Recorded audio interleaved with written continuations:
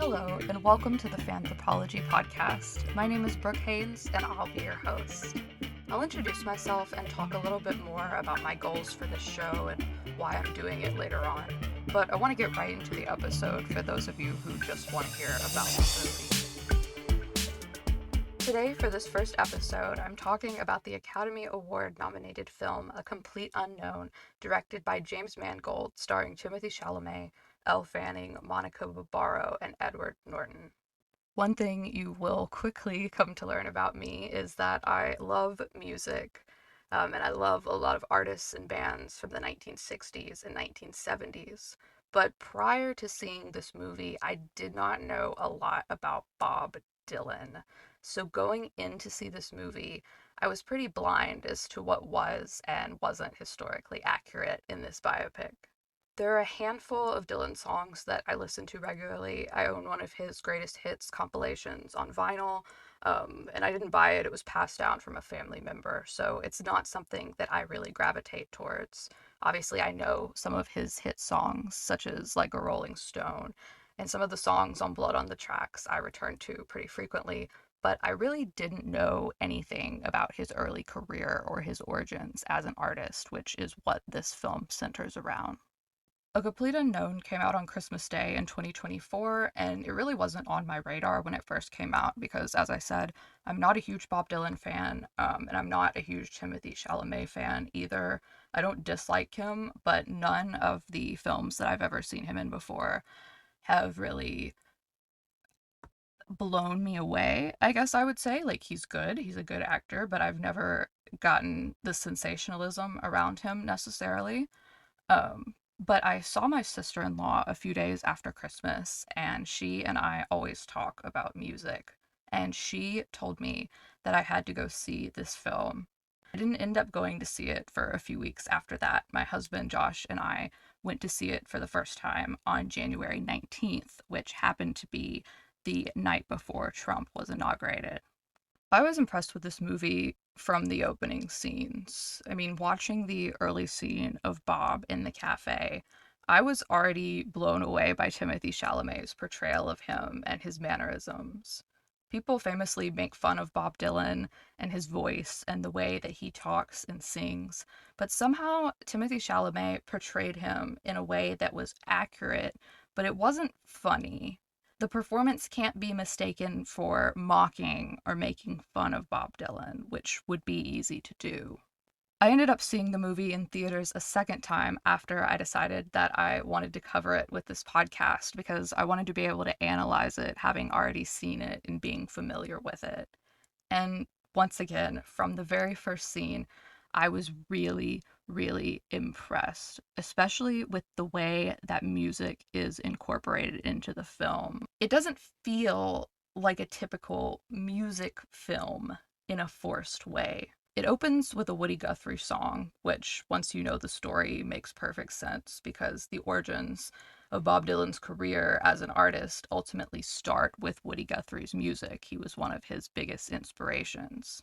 The opening shots of the film, which show Dylan in the back of this van looking out at the road behind him, they immediately start painting Dylan's character as this lonely traveler kind of guy, which now, having watched other documentaries about Dylan, that's very much the way that he wanted himself to be perceived in those early days when he first went to New York at age 19, which is where the film starts. You know, Robert Zimmerman, which is his real name, wasn't quite as mysterious as he presented himself to be, but in those opening scenes, the viewer kind of gets a bird's eye view of his world and the way that he wanted the average person on the street to perceive him. The photography in this film is stunning, and it paints a really believable picture of being there in the early 60s, but it doesn't feel like over the top, manufactured nostalgia. It's not in your face, old. It's believable while still being historically accurate. Another key opening scene of the film depicts Pete Seeger in court, and he's found guilty of contempt of Congress. And this part really isn't elaborated on heavily in the movie, but learning more about him and about the scene, this is because he was basically suspected of being a communist because of his support for civil rights.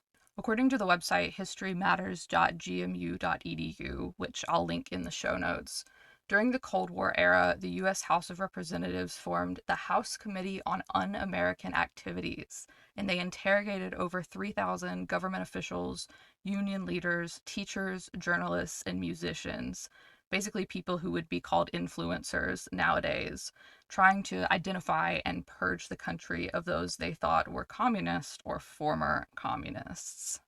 And Pete Seeger, this folk singer, got in trouble because he refused to play his music for this committee, basically saying that his political beliefs were none of their business and what they were doing in itself was un American because they were defying the constitutional right that people have to freedom of speech and freedom of religion, freedom of expression, and so on by questioning what he meant by the songs that he wrote and what his intentions were and what his beliefs were. Those charges against Seeger were eventually dropped in 1962, which doesn't get addressed directly in the film, even though that takes place in the timeline. But that one scene opening from the beginning really begins to paint the picture of the political landscape of the early years of Dylan's career and is really important to the movie overall. Of course, another key opening scene is when the young Bob Dylan just walks into Woody Guthrie's hospital room and starts talking to him and ultimately ends up singing for him. And just this blew me away. The boldness and tenacity to just walk into this guy he doesn't know who is not just any guy, he's a famous musician, his hospital room and start talking to him. That is really defining of Dylan's personality. And obviously, that's something that, no one could ever get away with nowadays. It would be bolted down with security. But it really is a sign of the times and a sign of who Bob Dylan is or was at the time. The first time that Chalamet sings in that hospital room scene with just his raw vocals and the acoustic guitar, he really proves himself. Like in that moment in the theater, I was thinking, okay, he can really do this. Like he can pull off Bob Dylan. And that parallels the moment for the characters in the story where Dylan proves himself to Guthrie and proves himself to Seeger with just that simple performance. The song that he sings is called Song to Woody, and it's on Bob Dylan's debut album. And it's one of the only songs that he wrote on his debut album. But the lyrics say, "Hey, Woody Guthrie, I wrote you a song about a funny old world that's a comin' along. It's sick and it's hungry, it's tired and it's torn. It looks like it's dying and it's hardly been born."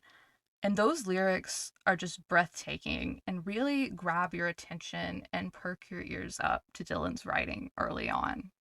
Similarly, Joan Baez's character, who's played by Monica Barbaro, she has an opening scene where she sings House of the Rising Sun in this gorgeous stripped back performance in this nightclub.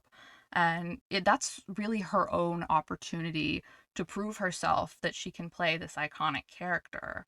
Having now watched this documentary about Bob Dylan, it's called No Direction Home, and it was directed by Martin Scorsese, it made me realize how significant the song selection was here. Because House of the Rising Sun was a folk song that was widely covered. Most people know it now because of the Animals version of it. But there were a lot of folk songs at this time that were passed around and, folklore legends, they were songs that had multiple iterations and a lot of artists did them and did their own version. But House of the Rising Sun was specifically significant because Bob recorded it for his first album and kind of put a different spin on it. And the spin that he put on it is ultimately what encouraged the Animals to record their version, which is the popular, remembered version today. Obviously, it doesn't explain all of that in the film, but all of that history and all of that cultural significance is packed in just that 2-minute scene of her singing. I've already said it once, but the way that Mangold is able to intertwine the music with the screenwriting and express all of that history is just remarkable. Another scene pretty early on in the film shows Bob at Pete Seeger's home, and he starts picking his guitar and singing fragments of what we now know as the Bob Dylan song Girl from the North Country.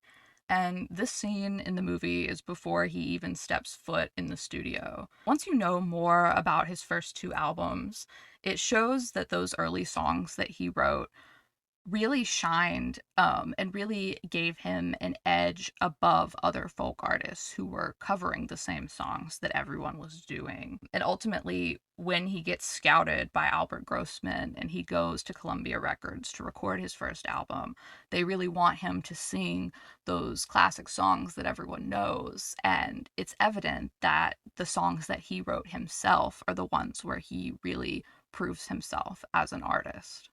Albert Grossman, he is this hotshot record label guy, and Bob isn't really too fazed by him, which also parallels what happens in real life in the Scorsese documentary. Another musician talks about how when Grossman formed Peter, Paul, and Mary, he manipulated Mary Travers into having this very specific image. But that kind of manipulation not only didn't work, but wasn't really necessary with Dylan because he was so unique and weird even on his own that it just wasn't going to happen and it wasn't necessary, which I thought was funny. Another point that's driven home pretty early on in the film is Bob's unwillingness to kind of put himself in a box when it comes to a genre to categorize his work.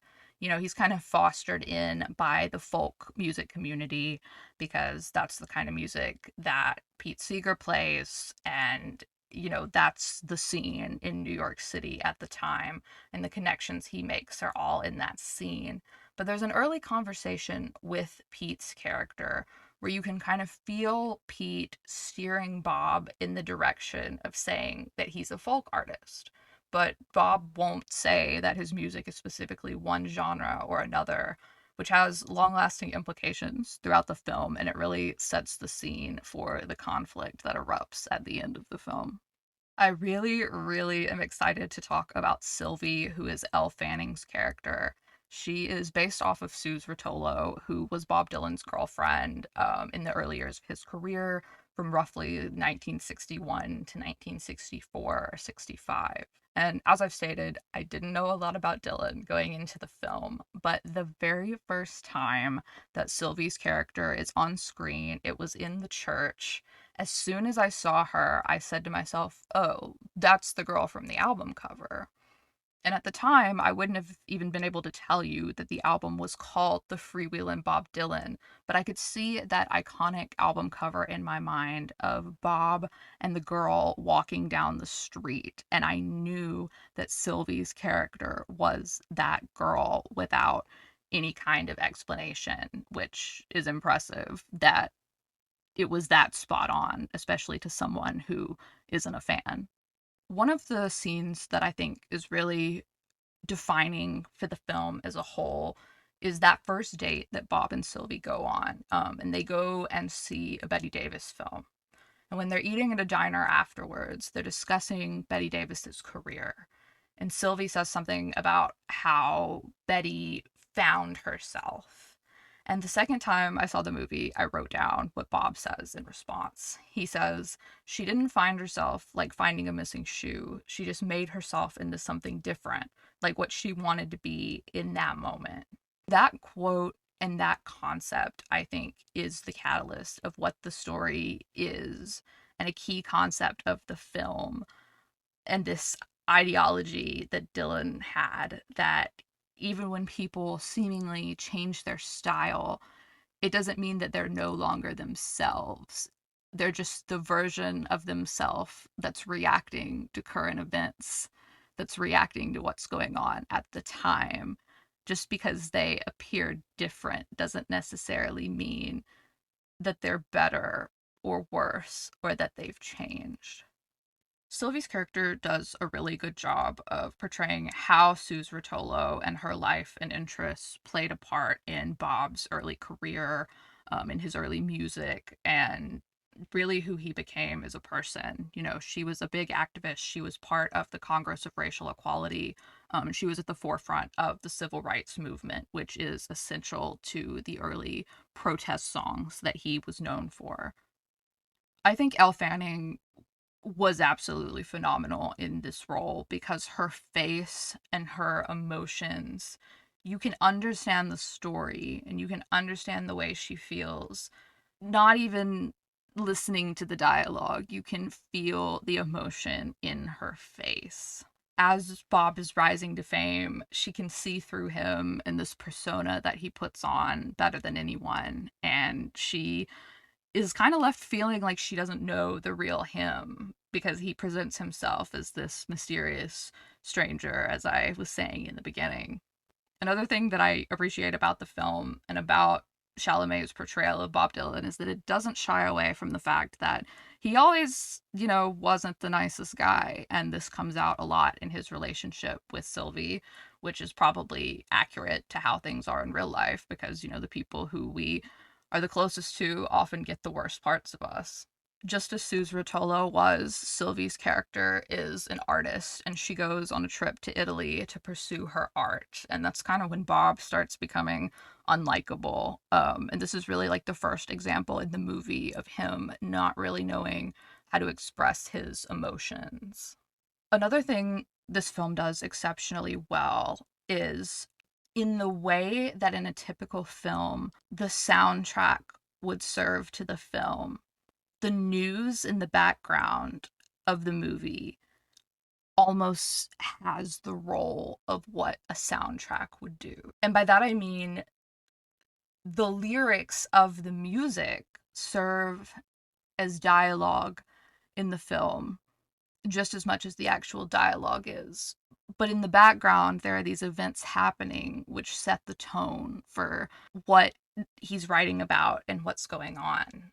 This is in the height of the civil rights movement. They even mentioned the 16th Street Baptist Church bombing in Birmingham, Alabama, which I am really familiar with because I'm from Alabama. Cuban Missile Crisis is a catalyst moment of the film, and this happens while Sylvie's character is gone. And this is kind of painted as what draws Bob and Joan into having this affair. They've kind of had this romantic tension building this whole time, and it's an emotional night. It's the Cuban Missile Crisis. Bob is playing Masters of War, and the scene is kind of set as like, if the world is ending, we might as well not be by ourselves when the world ends. And this launches this confusing romantic relationship between him and this person who he had a really strong working relationship with. Because not only is he cheating on his long-term partner, he is kind of breaking that boundary between someone who's a colleague of his. Joan spends the night with him at Sylvie's apartment, and the next morning they sing Blowing in the Wind together. And that scene, their chemistry just beautifully captures, both as people and musicians, the partnership that they had, the uncertainty of the times, and how the art that they made in those years represented that uncertainty. Leading up to the first Newport Festival that Bob performs in, the timeline of the film starts to slow down a good bit, and the days become longer. As this happens, Sylvie and Bob start growing apart. She comes back from Italy, and she's shocked to find that the coffee pot's been used. And she says, "Did you teach yourself to make coffee?" And the audience looking in obviously knows that it's because Joan's been there using it. And this kind of establishes a point of no return in this love triangle, if you want to call it that, between the three of them. There's another scene where Sylvie is helping Bob tie a bow on a present for Woody, and you can just see it written all over her face that she feels more like she's mothering him and taking care of him than being his girlfriend. And you can just read what's happening by their expressions. The film does a really good job of showing the passage of time and how quickly that he rose to fame and how quickly things changed for him when his freewheeling album came out. Suddenly you see Sylvie by herself in her apartment and she's watching him perform at the Capitol when she's the one who inspired him to get into political activism, but yet she ends up being left behind when it's time for him to go do these big performances in support of civil rights. And that brings us to the first Newport Festival. And the first thing I want to say is that when I first saw Boyd Holbrook, who plays Johnny Cash, I was not convinced. I knew that he was supposed to be Johnny, but I was not sold on the casting until he got on stage and started performing. And I am still so impressed by this performance. Oh my goodness, he did an amazing job channeling Johnny Cash. At the same festival, Bob performs The Times They Are a Changing, and that performance gave me chills, especially that first time I saw it in theaters, putting it in the context of the modern day, it being the night before Trump's inauguration. It absolutely gave me chills. And after Newport, the timeline of the film quickly shifts from 1964 to 1965. And you don't even really see his relationship with Sylvie end. It's just understood that they broke up after Newport because of the differences they were having. And suddenly he has this new girlfriend, Becca, who he seemingly knows absolutely nothing about. He tries to introduce her to Pete and Toshi, but everything feels wrong about it to the point of no return. And it's really clear that for Bob, the times have in fact changed. In just the few minutes that Becca's character is on screen, you can see her having the same problems with him that Sylvie did. And then he's in the elevator where he's being all moody and dramatic, and he says, "There are 200 people in that room, and they all want me to be someone else." And that just is building on the angst that he feels and kind of this unspoken pressure that Pete is putting on him to be a certain way and to kind of preserve himself as a folk artist when that's not what he was committed to in the first place. He goes to this club and he's recognized and he gets in a fight and he gets punched in the face and he ends up right back at Sylvie's apartment getting her to take care of him. And although he tries to retrace his steps and get the semblance of how things were before, things are still obviously different because there's another man there with her at the apartment. And it's another way of showing that with this rise to fame, everything in his life is changing and he can't get what he had before back. And it begins to feel unmanageable to him. And it's like he tries to find something that he can control, which ends up being his music. It cuts from that scene with Sylvie and Bob to him writing what would become like a Rolling Stone. And then it cuts to him in the studio recording Subterranean Homesick Blues. And you can hear them talking in the studio saying, oh, like this one's going to piss some people off because the style is so different than what he had been doing before. One of the points that I want to drive home about this movie is that there's not a single scene in it that isn't intentional, that doesn't tell a key part of the story either through its dialogue or through the music or through the imagery. For instance, you have to watch the movie to know what I'm talking about, but the whistle that he finds on the street, which is seemingly random, ends up being used in one of the songs on Highway 61 Revisited. During this time period, he keeps writing music that's more rock and roll based and less folky, and you can kind of see him changing, or as some might say, losing himself, or the self that he once was. He almost misses a television appearance that he was supposed to do with Pete, and I took that scene at face value the first time I watched the movie, but the second time I saw it as more than that because Pete's character already has a replacement there in case Bob doesn't show up. So it shows that not only was Bob late, he wasn't really trustworthy, but it shows that Pete was losing faith in him, so much so that he already had a backup plan for if he didn't show up. And it's as if Bob's character sees that and recognizes that and is hurt by it, which further drives division between him and this person who started out as his mentor. After this, he shows up at the legendary Chelsea Hotel, which people familiar with classic rock music know that it's just a staple of culture. in the 1960s, 1970s for famous classic rock musicians, Woodstock era musicians. There's so much lore behind the Chelsea Hotel. This is where Joan is staying at the time, and he shows up and he just kind of barges into her room, and you can see that he's become so full of himself that even she doesn't want anything to do with him anymore. And it's almost like he runs to her thinking, oh, this is someone who's going to understand me, but she is left confused from that fling that they had that kind of started and ended with no explanation. It shows that he kind of is unable to process how his actions are impacting other people. From a filmmaking standpoint, one of my favorite scenes in the entire movie is when he's in the hotel with her and he's sitting at the vanity in the hotel room smoking, and she is standing in the doorway of the bathroom, and you can see her reflection in the mirror on the vanity. She tells him to leave, and it is just framed so well. The shots are gorgeous, and the way even that the light is hitting their faces and the expressions on their faces is just stunning. And after this confrontation, the tension is higher than ever between Bob and Joan's characters. They go on this little tour together and they have a show where Bob is drunk and he says that he doesn't want to sing Blowing in the Wind with her. And Joan is like, don't be silly. People came to hear Blowing in the Wind. That's one of your most popular songs.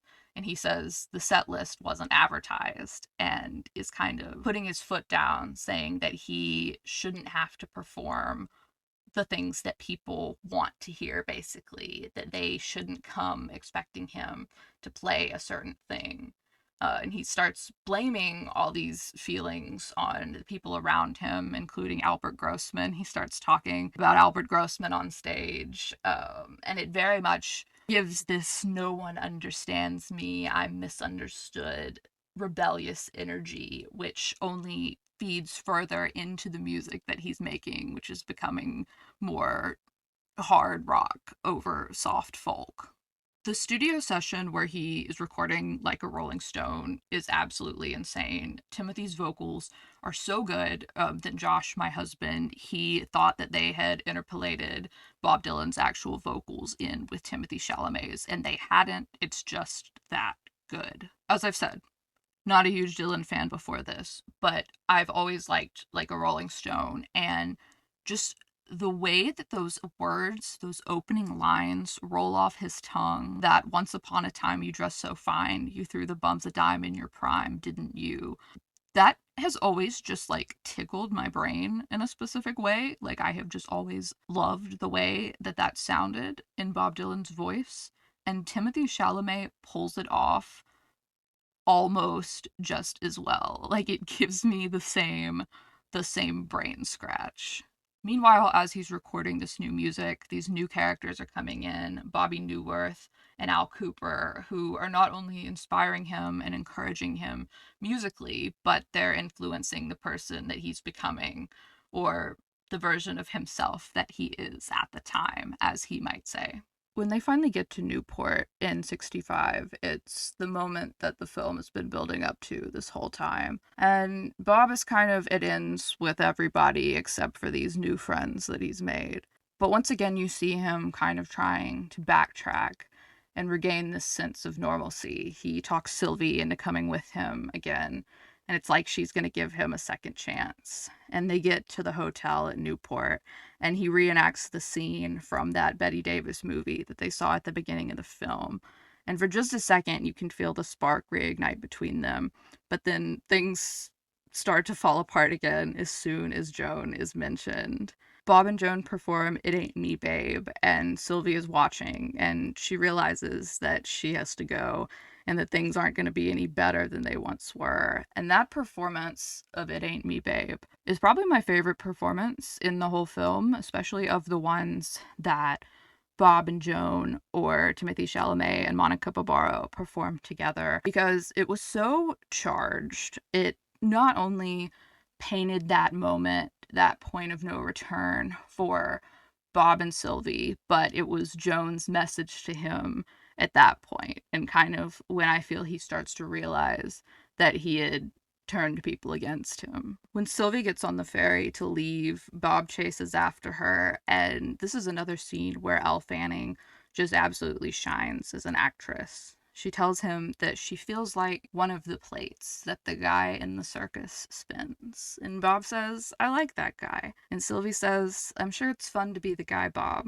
but I was the plate. And it's like, Bob doesn't realize how much of an impact his actions are actually having on those around him. And to round it all out, right before she gets on the ferry to leave, she leaves him with a quote from that same Bette Davis movie. Meanwhile, Pete's character is stressed out because he knows that Bob has been working on this new music that is more rock and roll based and less folk based. And he wants to preserve Newport as the Newport Folk Festival. And he gives this monologue to Bob in the hotel room, which is fantastic. Edward Norton's performance is fantastic. And in that monologue, the spoon parable, as Pete calls it, it really encapsulates the vision that Pete had. That was basically that Bob was this new, young, fresh face of folk music. The passion that he expresses through this scene is phenomenal, and it makes the impact of what happens shortly after this so much greater. Because, of course, Bob has decided that he's not going to play those same old folk songs, even the ones that he wrote. He's going to be himself, the version of himself that he is right now in that moment.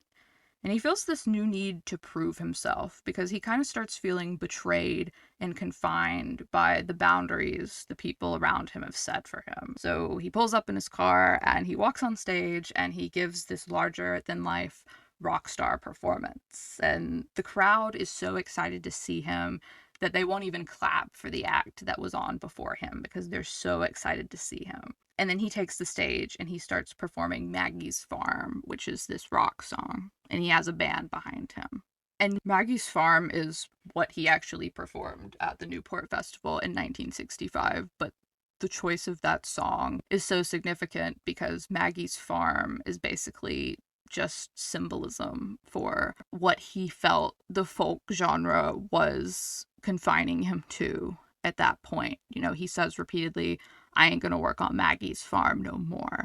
And that was basically his way of rebelling and saying, I'm gonna try something new. The crowd doesn't know how to react because they're used to him performing folk music. Things go crazy, chaos erupts, people are trying to quite literally pull the plug on the electric instruments. People are throwing things at the stage. Everyone's fighting, saying, turn it down. There's a woman in the crowd yelling Judas, and he just keeps playing because he wants to prove himself. He wants to be defiant. By the time he gets to his third song, which was Like a Rolling Stone, a few people in the crowd kind of start coming around, but they're upset. Everybody's upset. And he gets off stage and everybody wants him to come back. So finally he goes back out and he does one final acoustic song. And once again, the choice of that song is so interesting because he doesn't sing Blowing in the Wind. He doesn't sing Mr. Tambourine Man. He sings It's All Over Now, Baby Blue. And that is just such a fitting, stunning ending to the performance because it's quite literally saying that he knows he's never going to be able to go back to normal after what he just did. The next day, as he's getting on his bike to leave, Joan comes out and she says, Bobby, you won. And he says, what did I win, Joan? And she says, freedom from all of us. Isn't that what you wanted?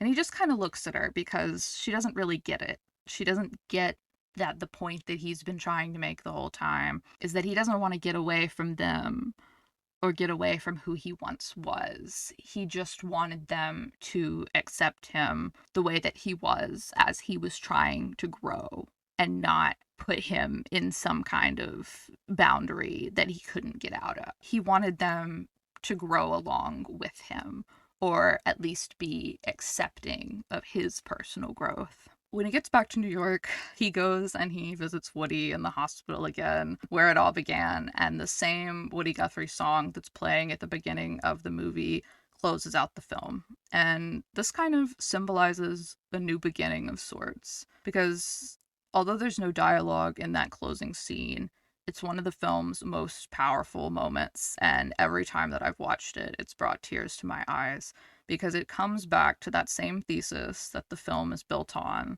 that even when you grow and change, it's not really that you found yourself or you became someone else, because you were never really missing. You just became who you were based on the circumstances around you at the time. I think this movie was incredibly well made. Even the scenes that could debatably be cut, I think, served a purpose. And the storytelling that's displayed by every medium in the movie, from the shots to the music to the dialogue to the casting, is phenomenal.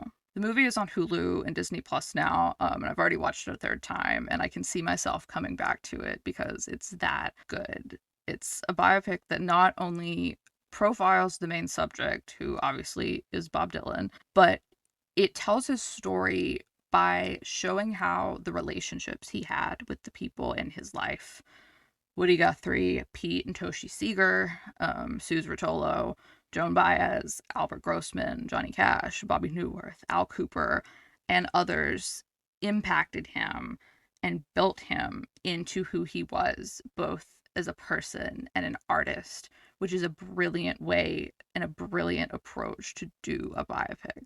People who are Dylan super fans and know way more about him than I do might disagree with me, might be quick to point out factual inaccuracies because they know more.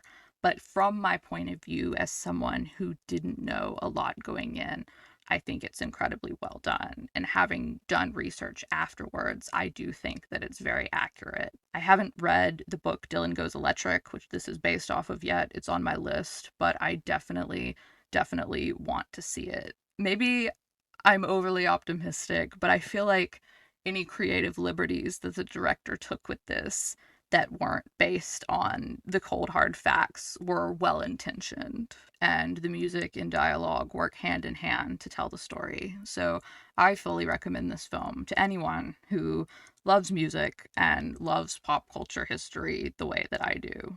And I have not stopped listening to Dylan's catalog since I saw this movie, and I still have so much more to dig into. I've really only gotten into a few of his first big albums at this point, and he has such a vast discography that I could spend years going through it. I know that probably was another point in the movie, would be to get another generation of people to appreciate Dylan and appreciate Dylan's work. And I think it was really successful in doing that. So yeah, those are my thoughts on A Complete Unknown. So, as I promised at the beginning, I'm going to introduce myself a little bit more. So, as I mentioned, my name is Brooke. I'm from Alabama, originally from the Montgomery area, but I live in Huntsville now. And my day job, I'm a producer at a local TV station. I was raised by my mom, who basically raised me by herself. And she undeniably is an influence on every aspect of my life. And she is absolutely a first generation fangirl of a lot of things. She's very into television series. I grew up watching Gilmore Girls and Buffy the Vampire Slayer and Charmed and Twin Peaks and Veronica Mars and so many other shows with her. She's also a big music fan, so I come by that naturally. Some of the parallels between her and the way that she's like this first generation fangirl compared to how I grew up being a fan of so many things in the social media era. Like, for instance, in the 80s, and she still is, a really huge fan of the band The Monkees, who were originally big in the 60s and kind of had a resurgence in the 80s. In the way that I was in social media group chats for the bands and artists that I liked as a teenager. She was in pen pal clubs and wrote back and forth to her friends who she met through her love for the band and stuff like that. So I really come by that naturally. As I got older and grew into my own person and formed my own taste, books and music and movies and TV shows and art of all forms were the things that I loved and that I still love. And I sort of came of age with social media, so starting from a time when I was entirely too young to be putting myself out there on the internet, I made various YouTube videos and blog posts and everything else. I think I had my first blog when I was literally 9, and it was about Nancy Drew because that was what I was into at the time. In middle and high school, I made a lot of YouTube videos for years about music primarily, but about all the various things that I loved. Music really truly is my first love. I, of course, like most people my age, grew up listening to the Disney Channel pop stars that were popular in the early 2000s. And I had the One Direction boy band phase. That was way more than a phase. I also had a hardcore grunge emo quarter-inch thick black eyeliner, whatever you want to call it, phase.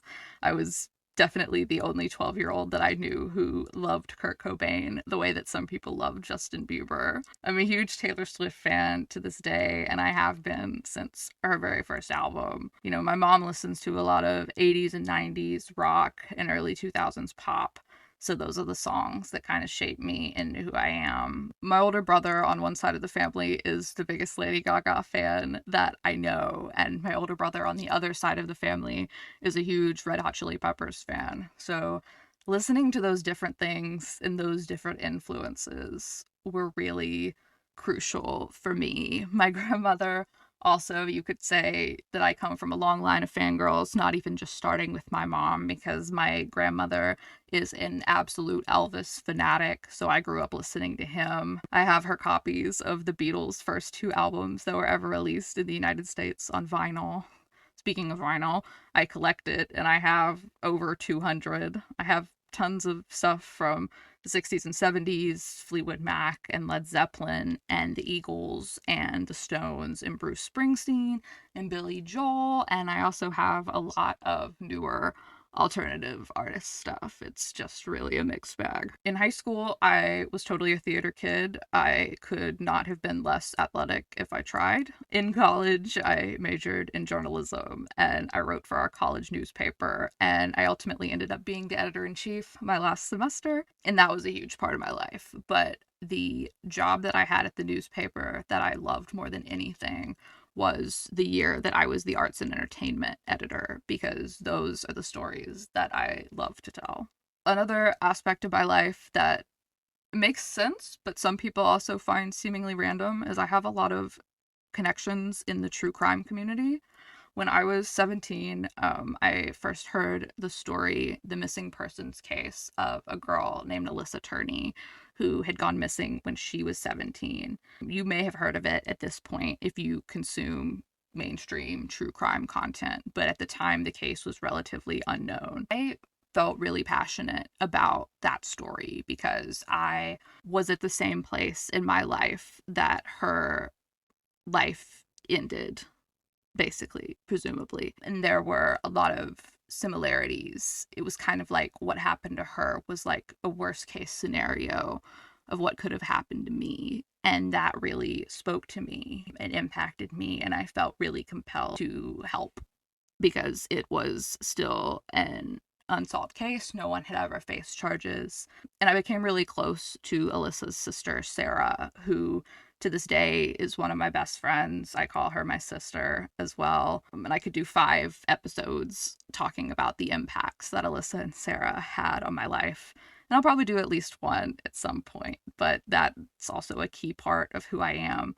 And it really kind of shaped my passion for using media to help other people and made me a lot more sensitive to the way that media treats family members of victims and people who are actually impacted by the stories that are told. Sarah actually bought me some of the podcast equipment that I'm using today, and she didn't even yell at me for taking over a year to actually start using it after she bought it for me. So thanks for that. The rest of the podcast equipment I'm using was a gift from my father-in-law, who he does a lot of things in ministry work and Christian media, but he got me podcasting equipment when I graduated from college, and he is one of the biggest supporters of everything that I do, and so I know he'll hear this because I know he listened through the entire episode, so I'm super thankful for him as well.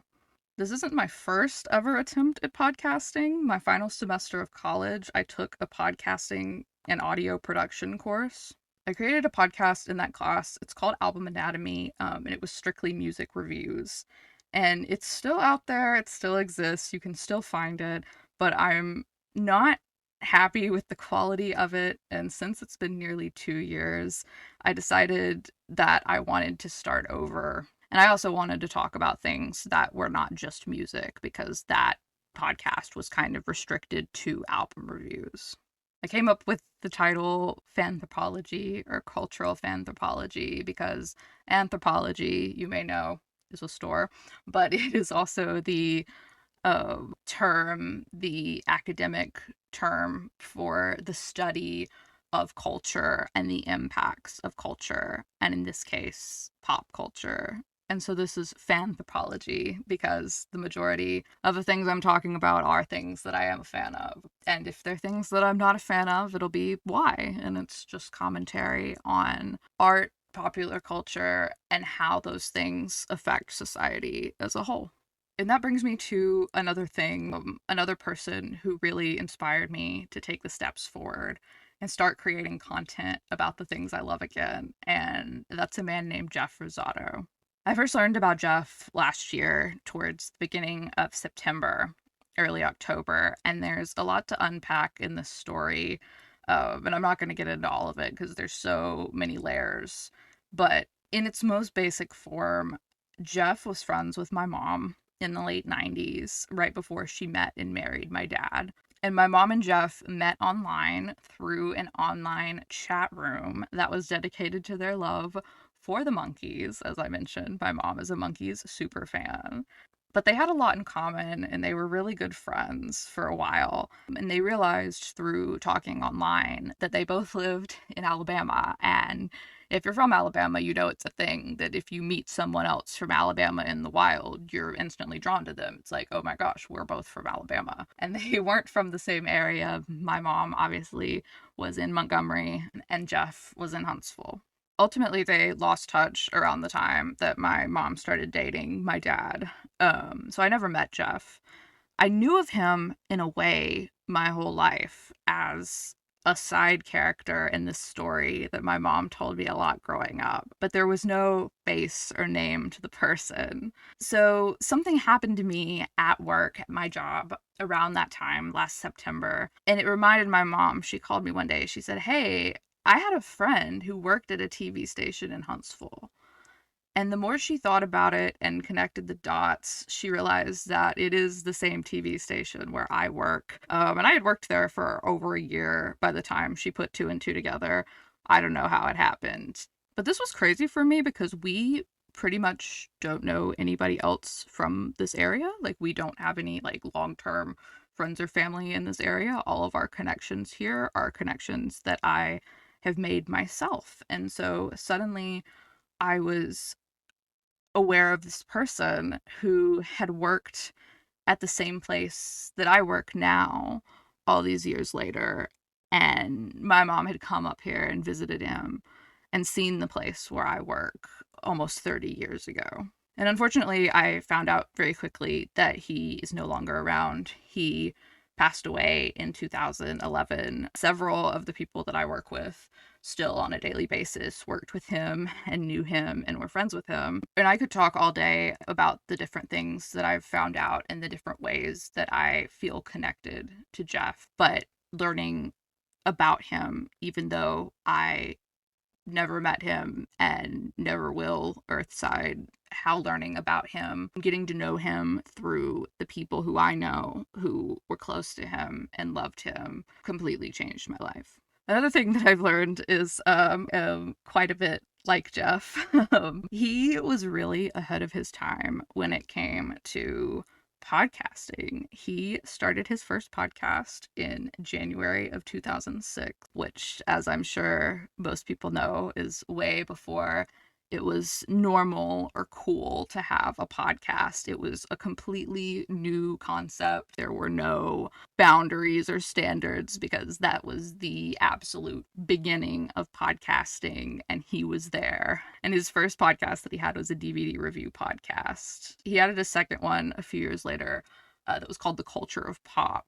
And that is such a good name for a podcast. When I was coming up with the name for this podcast, I kept thinking to myself, it's not going to be as good as The Culture of Pop. That one's more broad, and he discussed a lot of other topics besides just film, and he did a lot of interviews with different people, including some celebrities who weren't as big at the time, but have since become more well-known. He interviewed Jayma Mays, who played Emma on Glee, before the show even premiered. He did it like as a preview of the show before it even premiered, and Glee obviously ended up being huge. I grew up watching and loving Glee, and I'm like, that's crazy that he interviewed Emma from Glee. He interviewed Felicia Day, who I know and love from Supernatural, but she hadn't even been on Supernatural yet at the time that he interviewed her. And he just did a lot of really good work. And he was so far ahead of his time in doing the kind of work that I ultimately would like to do in my journalism and media career. Unfortunately, neither of those podcasts are readily available online anymore. I eventually would like to help make them available online again, but at the moment they are kind of lost media. But I have thankfully had some people help me access some of those episodes, and through listening to them, I feel like I've really gotten to know Jeff as best I can without having met him. And while I was listening to those episodes, I realized that I really, really missed having an open platform to just talk about whatever I wanted related to the things that I love, which is what pushed me to start this podcast. When I first told my husband Josh and my friend Sarah, who I mentioned that I wanted to start a new podcast, I told them that I wanted the first topic to be this movie, A Complete Unknown. Josh and I were going to see it that weekend, and I thought it was a really good intersection of my interest in music and film and history related to music and culture, and it was culturally relevant on the eve of the Oscars, which have now passed. But my plan for, I guess, about 2 months now was for this to be the first episode of this podcast. I had already said that and had that goal when I thankfully was able to access a lot more of his older podcast episodes. Someone had a bunch of them that they gave me access to. I was able to hear the very first podcast that he ever put out, which was in January of 2006. 19 years ago, and I was listening to it in the car on my way to Target, and in it he and his co-host count down their top 5 favorite DVD releases of 2005. And the very first movie that Jeff talks about in his very first podcast that he'd go on to work on for the next 5 or 6 years of his life, the last 5 or 6 years of his life. There's over 150 episodes of both podcasts combined. This is the first film that he ever talked about. And I'm going to let him tell you what it was. This audio quality clip, it's probably not going to match perfectly with my audio. But once again, this was recorded in 2006. But I want you to hear it from him. So here's Jeff. Well, my pick for the number 5 DVD of 2005 is one of the greatest rock and roll documentaries that come along the pike in a long time, and that's Bob Dylan's No Direction Home. Now, what stands out for this DVD for you, Jeff? What makes it stand out for me, Shane, is because Bob Dylan has always been kind of a reclusive figure, and whenever he's done interviews in the past, it's kind of like you can barely understand him. I don't know what happened, who talked to him. I don't know if it was an image consultant or whatever. He agreed to talk about his career in front of a camera for the first time in 2001, and it was I think it was done by people in his company that wanted to just kind of have it something for the archives, And then Martin Scorsese got involved. Who better to do a rock and roll documentary than Martin Scorsese? Because he's only the guy that did The Last Waltz, which is probably one of the best concert films out there. No Direction Home takes a look at his career from his adolescence all the way through 1966, in which, I don't know if you're familiar with Dylan like I am, but he had this really horrific motorcycle accident and nearly, got himself killed. And from that point on, a lot of people, there's been a big debate, has he ever been the same musically, blah, blah, blah. But the period that this movie covers just, he went from like, folky to political activist, electric folk rocker. The thing I love about Bob Dylan is that he's always followed his own beat. He's always marched to his own drummer. There's a segment in the movie where, they wanted him to be, the activist guy. They wanted him to keep writing songs like, Blowing in the Wind and Masters of War. And he just didn't want to be a pigeonholed, and he wanted to do his own thing. And if he felt like picking up an electric guitar, he was going to do it, and he did. And there's this part in the movie where he's at the Newport Folk Festival, I think it was, back in 1964. He comes out, everybody's expecting, the little acoustic guitar, these nice little songs, and all of a sudden he's playing, Maggie's Farm, and backstage, one of his mentors, Pete Seeger, is threatening to cut the power supply with an axe. So, it's just, it was a very fascinating period for music. It's just 2-disc set. It has a lot of extras on it, bonus performances or songs that were kind of cut short in the final cut of the movie. There's some extra interviews with people like Joan Baez, and like I said, it's probably one of the best rock documentaries you'll ever see. So Bob Dylan, No Direction Home, you gotta have it. No questions asked. Sounds like a plan, I guess. I'll have to pick that one up after hearing you talk about it so passionately. Yeah, for about the last 20 minutes or so. Yeah, so I heard that, and I sat in the car at Target in the parking lot in silence for about 10 minutes. And it was dark, and it was raining, and I said, okay, Jeff, I hear you. I'll do it. And that's what made me go forward with writing and putting out this episode and officially starting this podcast. If that wasn't a strange enough thing, that same week someone had just uploaded No Direction Home in full to YouTube, and you can't get it anywhere else without having to pay for it. So I got to watch it for free that week. If you know the lyrics to Like a Rolling Stone, the full line is, how does it feel to be on your own with no direction home, like a complete unknown, like a rolling stone? So even in the song No Direction Home, the title of that documentary that Jeff mentions precedes A Complete Unknown, the title of this biopic. So it all just makes sense to me in a perfect way. So thank you to Jeff. This is ultimately dedicated to him, and I'm really happy and really proud that he got to be a little part of this first episode with me in a way. If you've made it this far, thanks for hanging out with me. There's a lot I want to do with this show, and I'm really excited about it. Be sure to subscribe on whatever podcast player you prefer so that you don't miss anything going forward. I'm going to link my social media, both personally and for the show, in the description, and I'll talk to you soon.